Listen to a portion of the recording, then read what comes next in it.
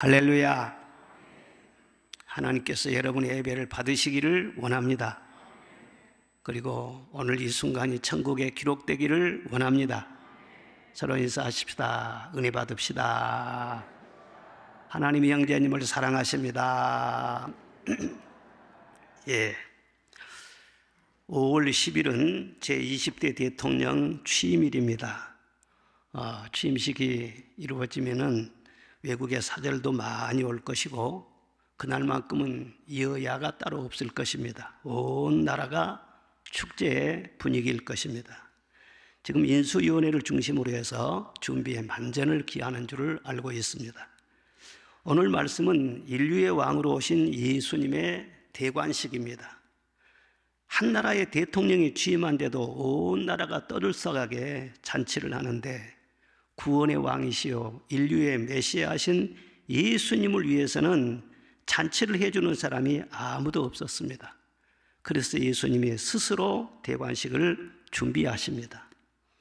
예수님이 감난산에 이르렀을 때 두 제자를 보내시면서 저 맞은편 마을로 가면은 먹인 나귀와 나귀 새끼가 함께 있는 것을 볼 텐데 끌고 오너라. 누가 왜 나귀를 푸느냐고 하면은 주께서 쓰시겠다고만 하면은 허락할 것이다. 그렇게 해서 끌고 온 나귀 새끼 등에 제자들이 겉옷을 깔아드리니까 그 위에 타시고 예루살렘으로 올라가십니다. 그 길가에 많은 어린아이들과 모인 무리들이 있었어요. 그들이 저마다 종려나무 가지를 흔들면서 호산나 찬송하리로다 찬송하리로다 열렬히 외치며 환영을 해드렸습니다. 그런데 왕의 행렬치고는 참 초라하지 않습니까? 훈장을 달고 간 것도 아니고 왕관을 쓰신 것도 아니고 뭐 앞뒤에서 나팔을 불어주는 사람이 있는 것도 아니고 입으셨던 옷 그대로 입고 많은 사람들이 모이기는 했지만은 무질서해요. 예. 소리를 막 질러요. 그런 행렬이었습니다. 어떻게 보면 참 유치하게 보일 수도 있지만은 우리 예수님의 마음은 누가 인정하든지 인정하지 않든지 누가 믿든지 믿지 않든지 왕이시라는 거예요. 그래서 예수님 왕이신 것을 이 예루살렘 입성을 통해서 온 세상에 선포하고 있는 것입니다. 그러면 예수님은 어떠한 왕이십니까? 첫째, 평화의 왕이십니다. 왕이라면 보통 말을 타고 행차하는데 예수님은 한 번도 타보지 않는 나귀 새끼를 타고 올라가셨다. 왜 나귀 새끼일까? 나귀 새끼는 평화의 상징인 것입니다. 우리 주님은 평화가 없는 세상, 죄와 전쟁으로 무서워 뜨는 이 세상에 평화의 왕으로 오셨다는 것입니다. 먼저는 하나님과 우리 사이에 평화를 이루게 해주셨어요. 죄인된 우리 인간은 의로우시고 거룩하시고 빛 가운데 거하시는 하나님 앞에 설 수 있는 자격이 없습니다. 다 우리가 하나님 앞에 서면은 두려워 떨 것입니다. 스스로 하나님 앞에 설 수 있는 사람은 아무도 없어요. 자기 의와 자기 선행과 자기 어떤 경건과 자기 인격으로 하나님 앞에 설 수 없는데 오직 믿음으로 하나님 앞에 설 수 있게 되는 줄로 믿습니다. 예수님께서 우리의 죄를 다 사하여 주시고 우리에게 의의 옷을 입혀 주셨습니다. 그리고 하나님의 자녀로 거듭나게 하여 주시고 아들의 영이신 성령을 우리에게 부어 주셨습니다. 그래서 우리가 하나님의 자녀된 권세로 하나님을 향하여 아바 아버지라고 부를 수 있게 되고 언제나 하나님 앞에 설 수 있게 된 거예요. 예수님이 왜 예루살렘에 올라가셨습니까? 오늘 성경 말씀 보면은 앞서서 올라갔다 그랬습니다. 그냥 싫은데 억지로 가는 것이 아니라 결심하고 앞서서 올라가신 거예요. 그것은 죄와 죽음을 인간의 힘으로는 이길 수가 없기 때문에 십자가를 지심으로 모든 죄를 다 대속하시고 죽음을 이기시고 우리에게 영원한 자유와 구원을 주시기 위해서 결심하고 올라가신 것이죠. 그러므로 이제 그리스도 예수 안에 있는 자에게는 결코 정죄함이 없나니 이는 그리스도 예수 안에 있는 생명의 성령의 법이 죄와 사망의 법에서 너를 해방하여 씀이니라. 가장 큰 은혜는 죄와 사망의 법에서 우리를 완전히 자유하게 하시고 영원한 생명, 영원한 빛을 우리에게 주신 그 은혜인 줄로 믿습니다. 어느 목사님이 꿈속에서 하나님의 심판대 앞에 섰더랍니다. 하나님께서 목사님에게 물으시더래요. 너 진실하게 살았냐? 하나님, 더 진실치 못한 것도 많습니다. 그럼 너 계명을 지켰느냐? 예, 지키려고 노력했지만 온전치 못했습니다. 그럼 너 말씀에 순종했느냐? 아무리 생각해봐도 온전치 못하거든요. 못했습니다.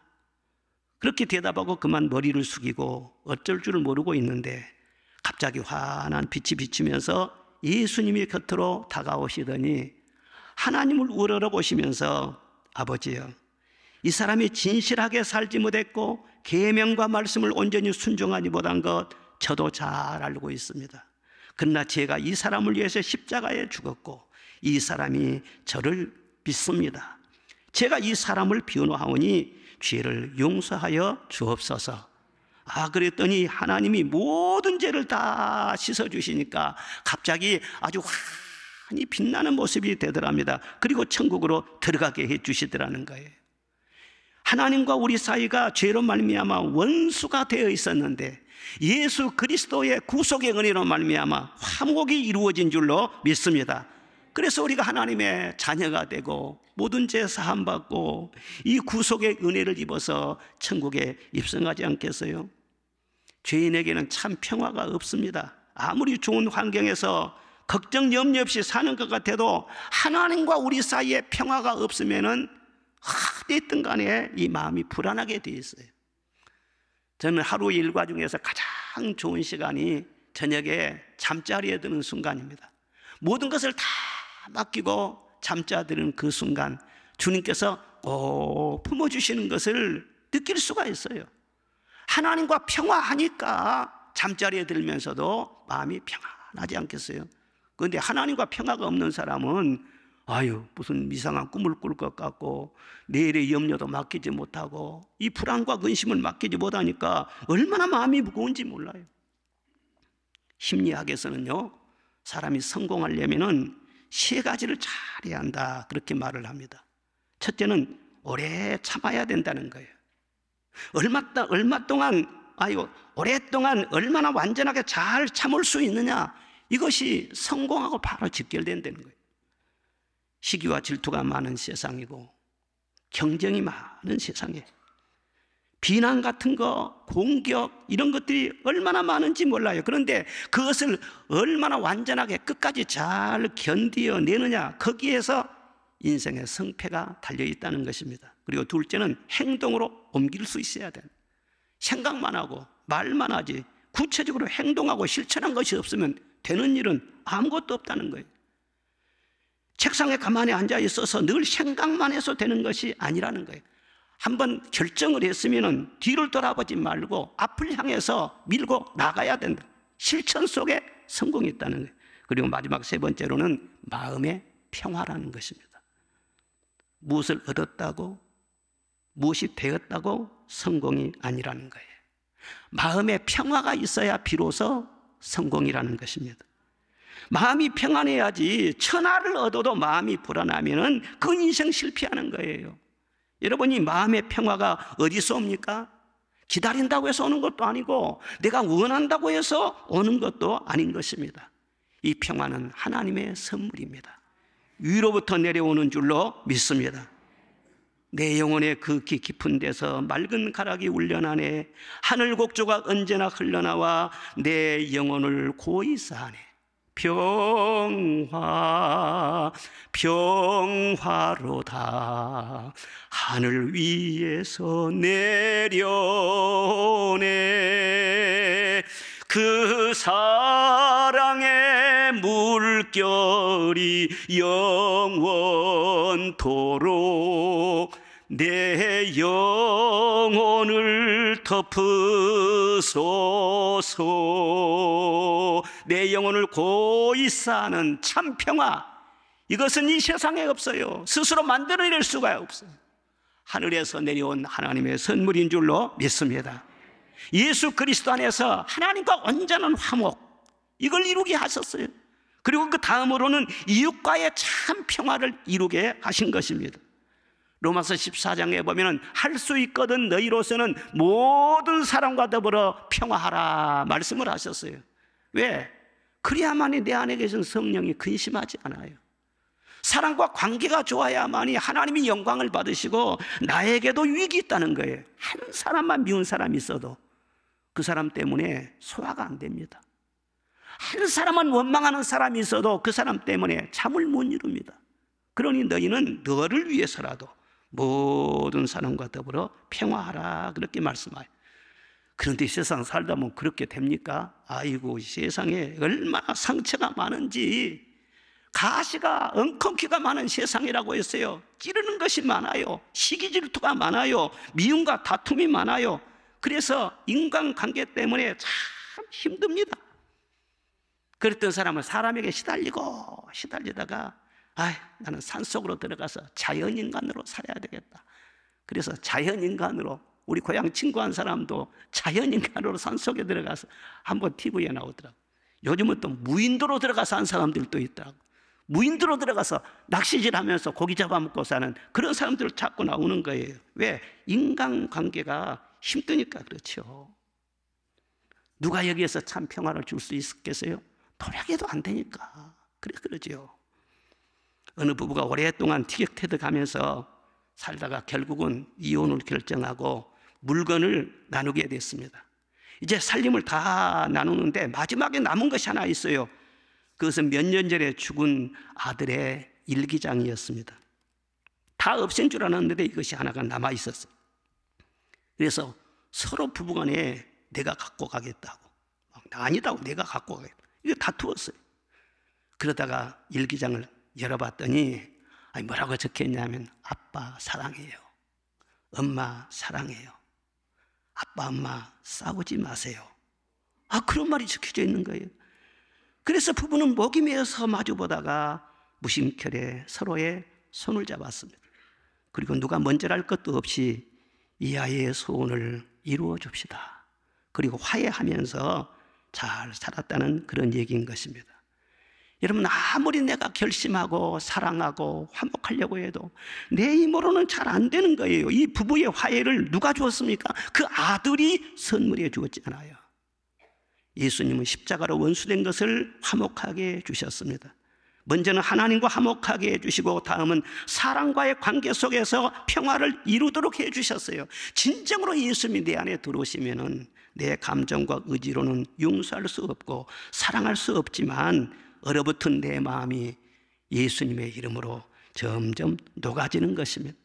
강팍하고 예민했던 내 마음이 점점 부드러워지게 되는 것입니다.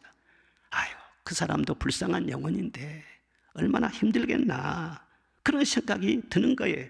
그리고 점점 노여움과 분노와 미움과 이런 것이 사라져요. 이게 예수님의 능력입니다. 이게 성령의 능력입니다. 오직 성령이 열리면 사랑과 희락과 화평이라고 했잖아요. 내가 사랑하려면 안 돼요. 그런데 하나님을 의지하면 성령이 내 마음을 만져주시는 거예요. 이게 하나님께서 우리에게 주시는 놀라운 선물이죠.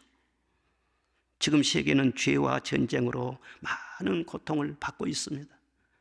전쟁과 증오의 총성이 멈추고 평화의 종소리가 울려 퍼지게 해야 되는데 누가 참 평화를 주실 수가 있는가? 아무리 협상 테이블에 앉아서 서로 협상을 진행을 해도 되지 않는 거예요. 오직 예수님만 평화의 왕으로 오셨어요. 예수님을 진정으로 그 사이에 모셔드리면 주님께서 하나 되게 하여 주시고 다툼이 멈추게 하여 주실 줄로 믿습니다. 로마서 5장에 그러므로 우리가 주 예수 그리스도로 말미암아 하나님과 화평을 누리자 말씀을 하셨어요. 이 시간도 평화를 선물하기 위해서 이 세상에 오셔서 대속하신 우리 주님을 마음속 깊은 곳에 모시고 하늘의 평화, 땅의 평화 누리며 사는 우리 모든 성도가 되시기를 주의 이름으로 축원합니다. 두 번째로 우리 예수님은 겸손한 왕이십니다. 왕이지만은 예수님이 백마를 타지 않고 어린 아이들이 나타나는 나귀 새끼를 타고 올라가셨지 않습니까? 왜 하필이면 나귀를 타셨을까요? 스가랴 9장 9절에 보면은 그는 겸손하여 나귀 곧 멍에매는 짐승의 새끼를 탔도다 그렇게 말씀하고 있습니다. 겸손하셔서 그렇게 타셨대요. 예수님은 겸손이 몸에 배이신 분입니다. 나는 마음이 온유하고 겸손하니 내 멍에를 메고 내게 배우라 말씀을 하셨어요. 예수님은 겸손의 왕으로 이 세상에 오신 것을 이 나귀 타시는 그 입성을 통해서 그대로 보여주고 있는 것입니다. 여러분, 겸손이란 무엇일까요?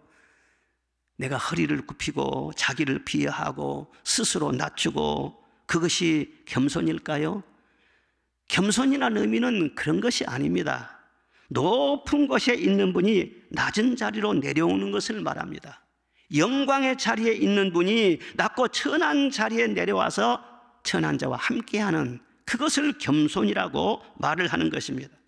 우리 예수님이 지극히 높은 하늘 보좌를 버리시고 낮고 천한 이 세상에 내려오셨습니다. 그래서 예수님이 겸손한 왕이십니다. 예수님 밖에는 진정한 겸손한 자가 없습니다. 여러분, 사람은 누구나 낮고 천한 존재예요. 우리 육체는 다 티끌이에요. 먼지예요. 영혼은 타락해서 하나님의 형상이 다 일그러져 버렸어요. 더 천해질 수도 없고 더 낮아질 수도 없을 만큼 죄로 말미암아 철저히 버림받은 존재가 되어버렸어요. 높은 곳에 있어야 낮아져서 겸손할 수 있는데 우리 인간의 현주소가 뭐예요?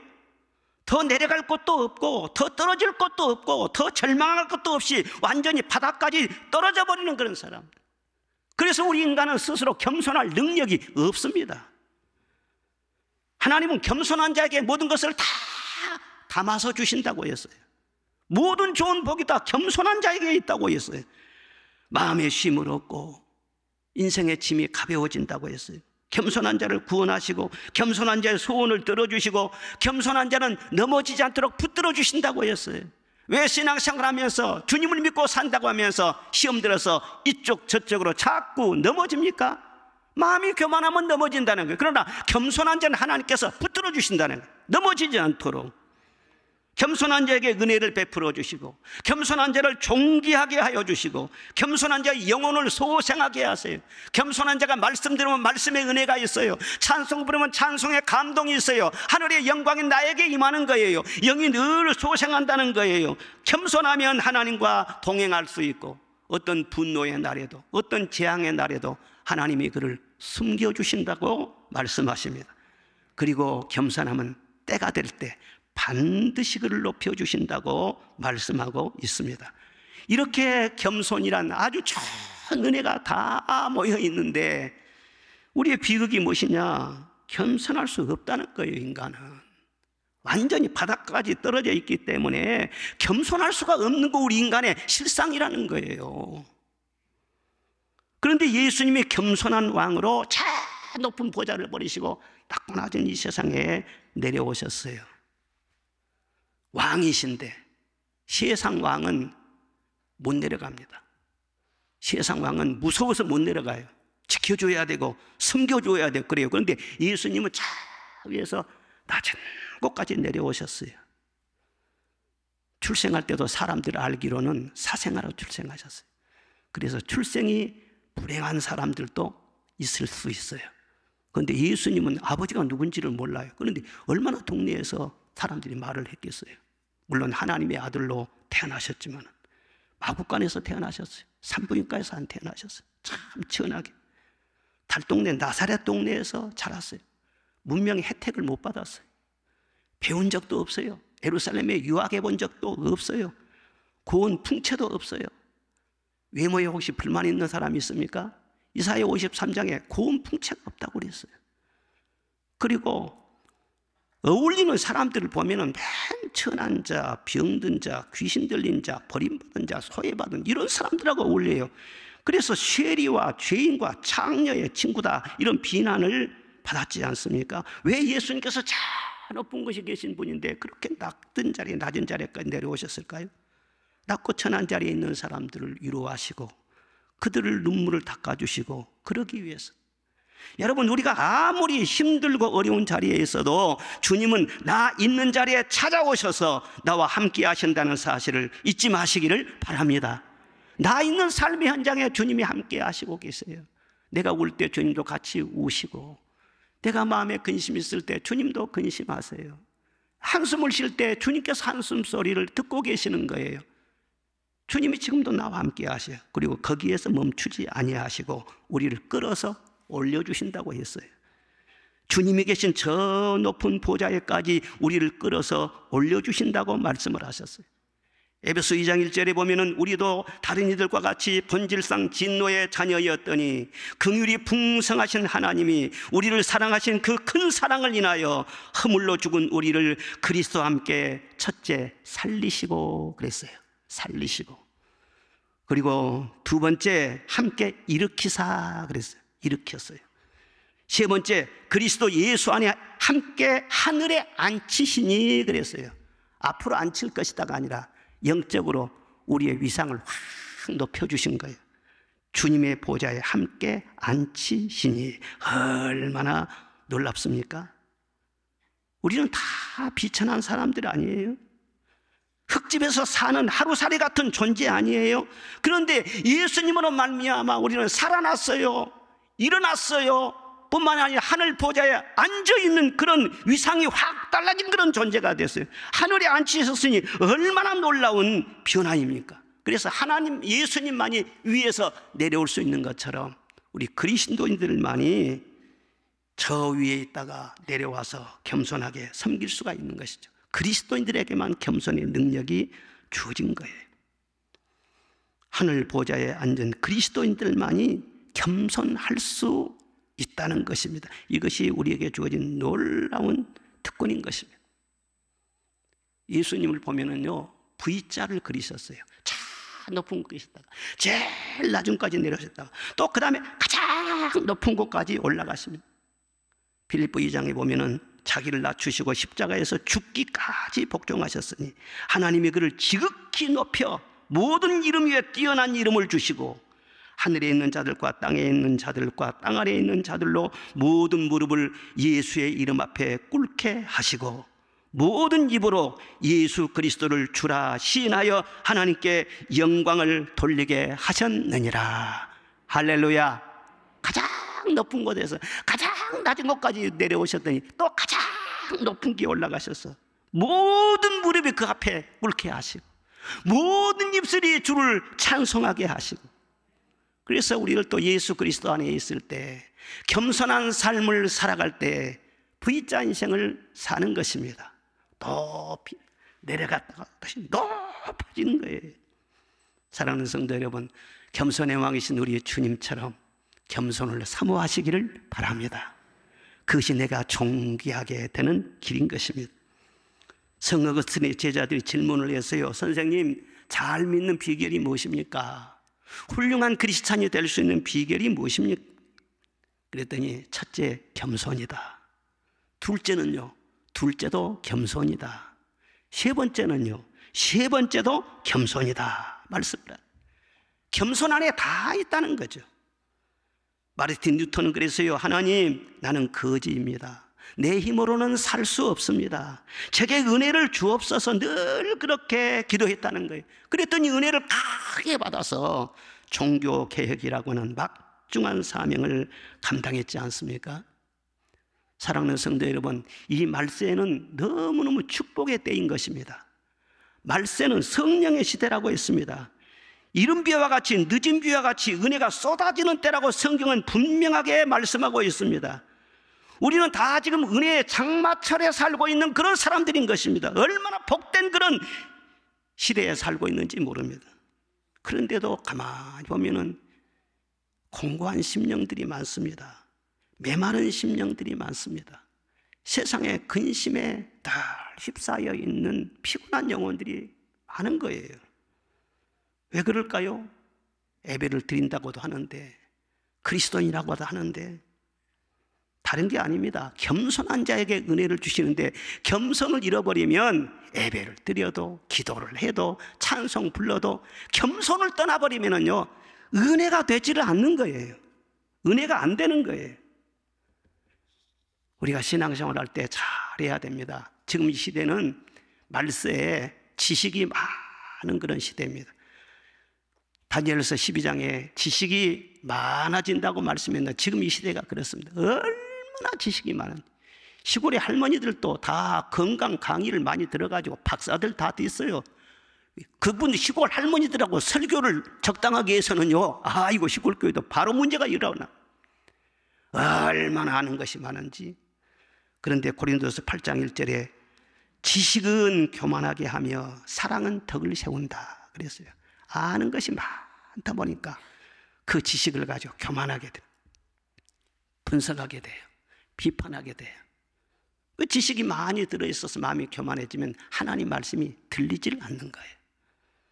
여러분, 겸손한 자세로 찬송을 불러야 하나님 앞에 상달되고, 기도 한마디를 하더라도 하나님께서 들으시고, 예배를 드려도 하나님께서 그 예배를 기억하실 것 아니겠어요? 그런데 교만한 마음으로 뭐 고객이 왕이라는 그런 식으로, 아이고 내가 아니면 이 교회가 힘들겠는데, 이런 식으로 와서 앉아있다 그러면 90년 속에 어떻게 은혜가 들어가겠어요? 천부의 의지 없어서 손들고 옵니다. 주 나를 떠나가시면 내가 어디로 가오리까? 그런 절박한 그런 심정으로, 오늘 하나님을 만나지 못하면 언제 하나님을 내가 만나겠습니까? 그런 가난한 심정으로 예배를 드릴 때마다 주님을 사모하면 그때마다 은혜를 주실 것 아니에요. 마음이 기름지고 마음이 교만해지면 다닐 교회가 없습니다. 이 교회는 이것이 문제고 저 교회는 저것이 문제고 들을 설교가 없습니다. 교만해지면 그렇게 됩니다. 아무리 좋은 성령 시대에 살고 있고 은혜의 이른비가 시간 내리고 있지만은 마음의 교만함으로 말미암아 은혜를 받지 못하는, 그래서 불쌍한 영혼이 되어버리는 이런 시대에 많은 사람들이 있는데, 여러분들은 구별되게 사시기를 바랍니다. 겸손의 자리를 지켜야 됩니다. 가정생활을 하더라도 겸손해야 행복의 꽃을 피울 수가 있습니다. 겸손한 마음으로 내 아내를 나보다 더 낫게 여기고, 내 남편을 나보다 더 낫게 여기고, 나는 당신을 섬기는 것이 내게 주어진 사명입니다. 그것이 나에게 준 행복입니다. 이렇게 생각하고 살면은요, 가정생활 속에 행복의 샘이 마르지 않습니다. 좋은 일이 자꾸 일어나는 거예요. 그런데 마음이 교만해가지고, 아이고 내가 이 사람 결혼한 것은 손해봤다, 이런 식으로 하면은 가정의 행복의 샘이 싹 말라져 버려요. 선줄로 생각하는 자는 넘어질까 조심하라 그랬어요. 착각하며 살면은 안 된다는 것입니다. 인생 최대의 위기는 교만기가 올라오는 거예요.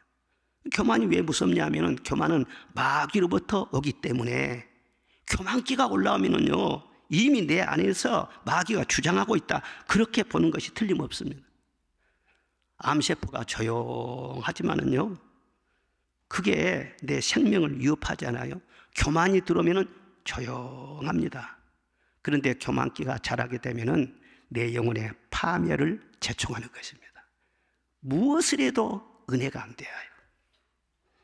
인간을 파멸시키는 6가지가 있는데, 히브리어 말에는 그 뿌리를 전부 다 교만에다 두고 있어요.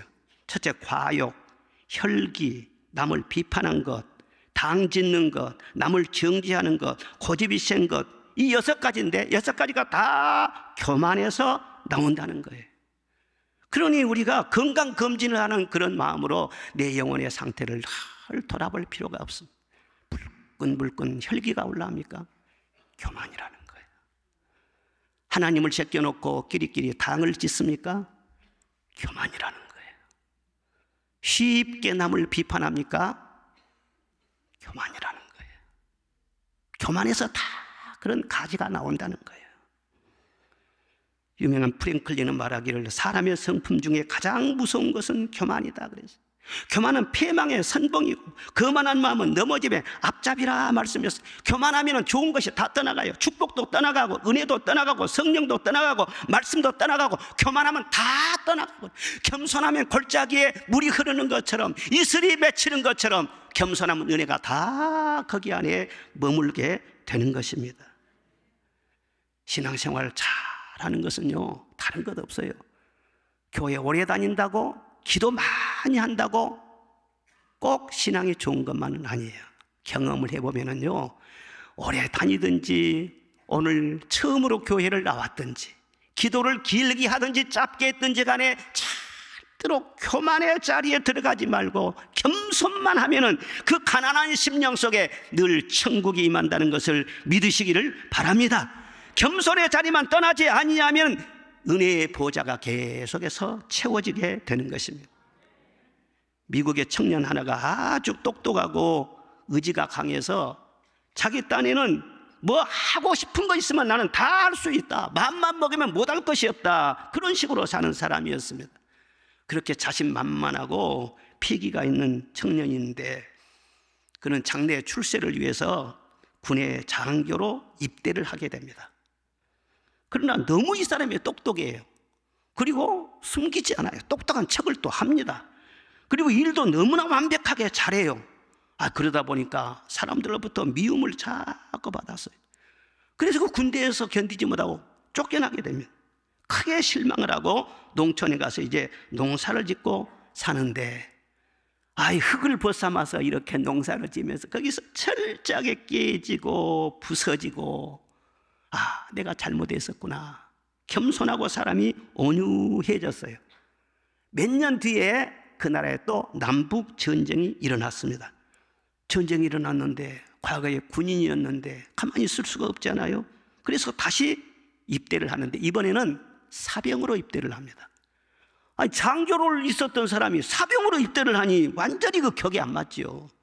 그런데 사병으로 들어가서 고생을 하면서 장교 때와는 달리 겸손하게 다른 모든 동료들을 배려하면서 순종하면서 그렇게 잘 업무를 수행합니다. 그런데 점점 많은 사람들로부터 존경을 받아요.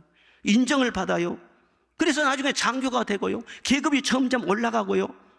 마침내 그의 인격과 그 겸손이 링컨 대통령에까지 알려져서 나중에 국방부 장관으로 임명이 됩니다. 그분이 유명한 크랜트 장군이 나중에 18대 미국 대통령까지 되지 않습니까? 여러분, 교만을 떨다 좋은 거 다 잃어버리고 쫓겨나기까지 했는데 깨닫고 겸손해졌더니 이런 것을 다 찾았을 뿐만 아니라 생각지 못한 영광을 얻게 되었다. 주님이 말씀하신 그것이 그대로입니다. 겸손과 여호와를 경외함의 보상은 재물과 영광과 생명이니라. 겸손하면 재물도 주시고 영광도 주시고 생명, 영원한 생명, 축복받은 생명 다 주신다고 말씀하셨어요.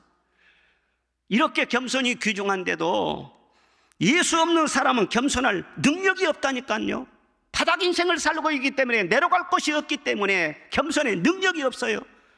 그런데 예수님과 함께 하늘 보좌에 앉아있는 우리 성도들만 이 겸손의 능력이 주어져 있고 겸손의 왕이신 예수님과 동행할 수 있는 특권이 주어져 있다는 것을 감사하시기를 바랍니다. 그리고 모든 생활 속에서 주님처럼 섬길 수도 있고 남을 배려할 수도 있고 남을 세워줄 수도 있고 내가 좀 천천히 갈 수도 있고 이게 다 겸손이에요. 내 권리를 주장하지 않고 또 나중에 기다릴 수도 있고 그런다고 할지라도 절대로 열등감에 빠지지 않습니다. 스스로 비굴하지 않습니다. 왜? 나의 위치는 보좌에 있잖아요. 주님과 함께 있잖아요. 내가 절대로 손해볼 일이 없다는 것. 이렇게 겸손한 자리에 꾸준히 살아가면 우리 하나님께서 높이시고 은혜 주시고 일하시는 것을 여러분 생애를 통해서 보게 될 줄로 믿습니다. 그리고 세 번째로 영광의 왕이십니다. 무슨 왕이라고요? 영광의 왕이세요. 오늘 무리들이 많이 모여서 찬송을 부릅니다. 하늘에는 평화요 가장 높은 곳에서는 영광이로다. 영광의 찬송을 부르는 것을 보게 됩니다. 당시 예수님의 행렬이 헤롯의 행차나 로마 총독 빌라도의 행렬과 비교가 되겠습니까?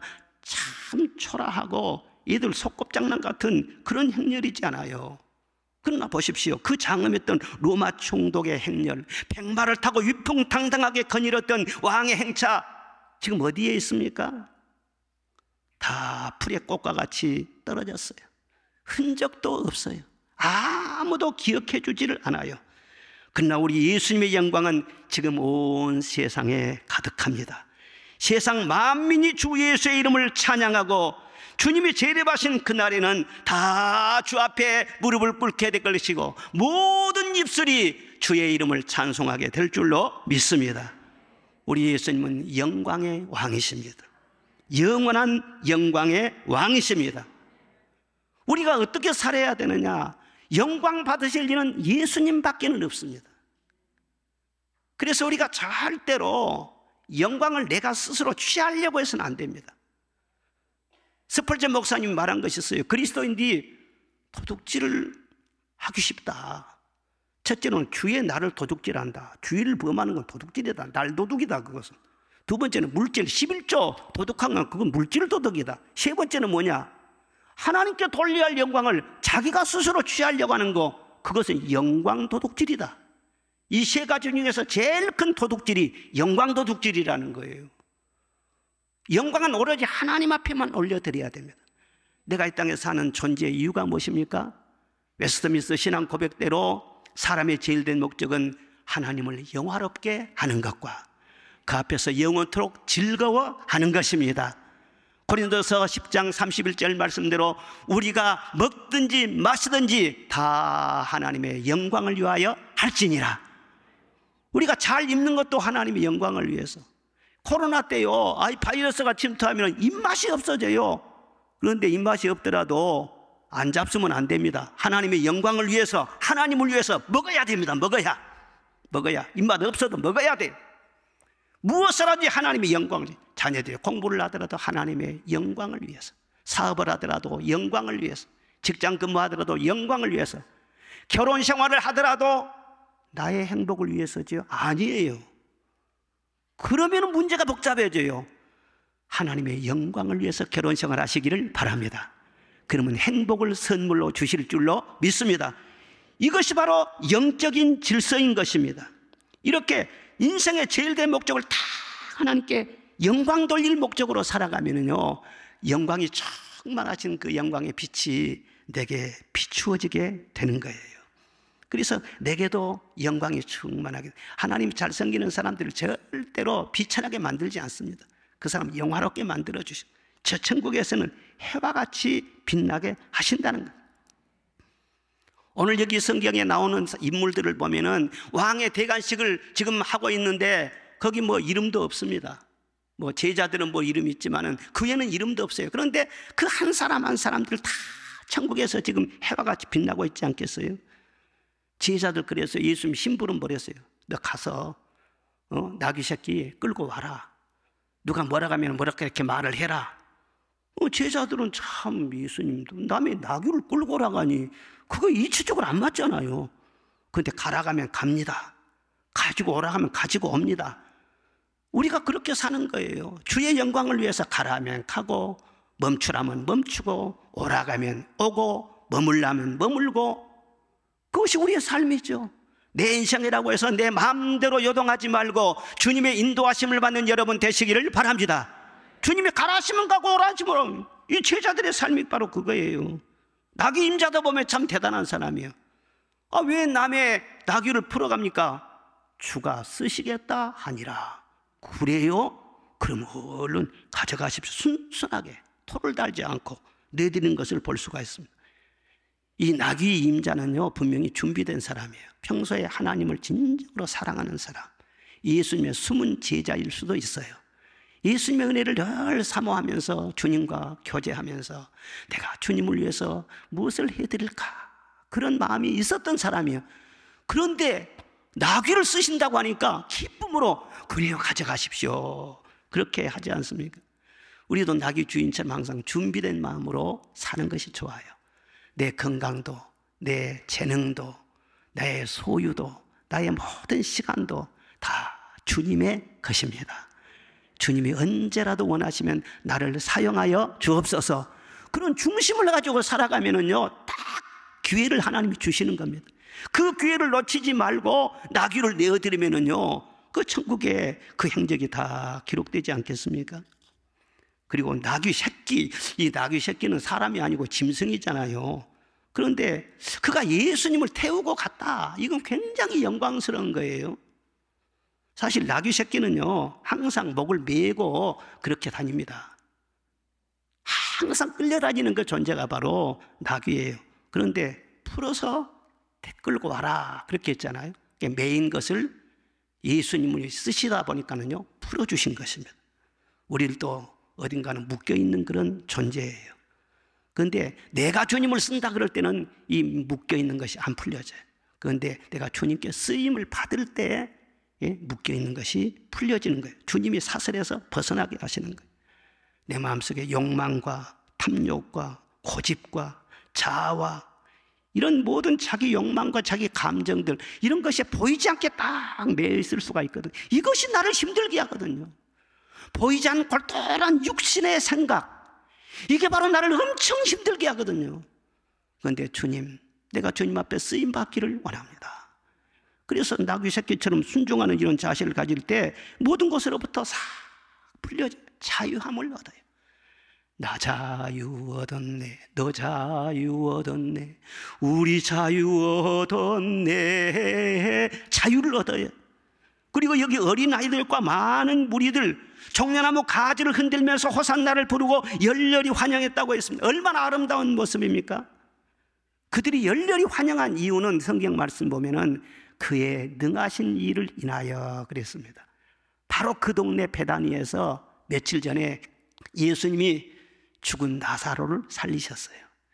그 나사로 살아난 그 기적, 후끈후끈한 그 열기가 아직 가시질 않았어요. 야, 나사로를 살리신 저 예수님이 우리나라의 왕이 되시면 경제 문제 다 해결할 것이고 로마로부터 독립도 하게 할 것이고 못하실 일이 뭐가 있겠느냐. 열렬히 예수님을 막 환영한 것입니다. 그래서 열기가 있었을 때 그때 그 감동이 식지 아니하도록 그때 찬송하고 감사하고 하나님께 영광을 돌려드리는 그런 모습을 볼 수가 있어요. 여러분들이 은혜를 받았습니까? 뭔가 깨달았습니까? 축복을 받았습니까? 그때 감사하시기를 바랍니다. 감사가 식지 않게 하시기를 바랍니다. 나중에 하지 떼어지면 안 된다는 거예요. 그런데 바리새인들이 뭐라고 하냐 그러면은, 선생이요, 당신의 제자들을 책망하소서. 영광은 하나님께만 돌려야 되는데 왜 당신이 영광을 받느냐는 거예요. 그들은 아는 것 같지만은요 영적인 무지가 있었던 거예요. 우리 하나님께서 그 아들 예수님께 영광을 다 몰아서 주신 줄로 믿습니다. 나를 믿는 자는 주 예수를 믿어야 된다. 아들에게 영광 돌리는 것이 곧 내게 영광 돌리는 것이다. 아들을 믿지 않은 자는 나를 믿지 않는 것이다. 하나님이 선포를 하셨어요. 그 하나님의 뜻을 모르니까 영광을 예수께 돌린다고 해서, 선생이여 책망하소서, 금지시키소서. 아니, 주님은 지금 기쁘게 영광 받으시는데 거기에다가 완전히 죄를 뿌린다. 열렬하게 왕 대신 예수님을 환영하고 높이는데 뭐가 잘못됐습니까? 예? 그런데 꼭 이렇게 예배를 잘 드리고 다른 사람들이 주님을 잘 섬기면은요 죄를 뿌리는 그런 사람들이 나타나요. 예배를 드릴 때 예배를 잘못 드리면은 가인처럼요 예배 드린 다음에 혈기를 냅니다. 막 싸우고 분노하고 그렇습니다. 예수님은 영광 받으시는데 마리아가 향유 한 옥합을 내니까는요 불평불만하면서 왜 그것을 낭비하냐. 그러니까 아무리 우리가 주님을 잘 섬기고 예배를 잘 드리고 주의 길을 간다고 할지라도 칭찬만 있는 것이 아니에요. 환영만 받는 것이 아니에요. 비난하고 김 빠지게 하고 넘어지게 하는 그런 바리새인 같은 사람들이 꼭 지금도 나타나는 거예요. 그럴 때 어떻게 해야 되겠습니까? 정말 여러분들이 주님을 섬기고 정말 주님을 가까이 하다 보면은 이런 시험을 이겨내야 끝까지 주님을 잘 섬길 수 있는 것이지, 이 시험 이겨내지 못하면은 중간에 넘어질 수밖에 없는 것입니다. 여러분, 우리가 주님을 섬기면서 누구의 말을 들어야 돼요? 이쪽 말 들으면 이쪽으로 넘어지고 이쪽 말 들으면 이쪽으로 넘어지고 왔다 갔다 세상 말 들으면은요 넘어질 일들이 너무너무 많은 거예요. 앞서가신 주님만 바라보시기를 바랍니다. 결심하고 주님만 바라보는 거예요. 일제 강점기 시대에 그런 일이 있었어요. 조금 있다가 우리가 부르려가는데 아까 우리 37장 한림 찬양대에서 불렀어요. 주 예수 이름 높이여. 이 찬송요 일제 강점기 시대는요 못 부르게 했다는 거예요. 예? 일제가 못 부르게 했어요. 그래서 전부 다 그 찬송가 다 해갖고는 거기다 백지로 다 붙이게 했대요. 백지로 붙이게. 그리고 새로 출발한 그런 찬송은 거기는 내놓고요, 아예 백지로 출판을 시켰다는 거예요. 왜? 일본 천황이 왕인데 일본 천황 외에 누가 왕이 있냐는 거예요. 안 된다는 거예요. 그렇게 해서 막았어요. 그런데 일제가 망한 다음에 해방이 되니까는요, 그 찬송을 목이 터져라고 부르는 거예요. 목이 터져라. 우리가 주님을 찬양할 때 이 찬양을 막는 세력들이 있어요. 우리가 주님을 진정으로 사랑할 때 그것을 막는 세력들이 있어요. 모든 것을 뛰어넘어서 주님을 사랑하고 끝까지 섬기는 여러분 되시기를 주의 이름으로 축원합니다. 주님의 말씀하신 것은 만일 이 사람들이 침묵하면 돌들이 소리를 지를 것이라 말씀을 하셨어요.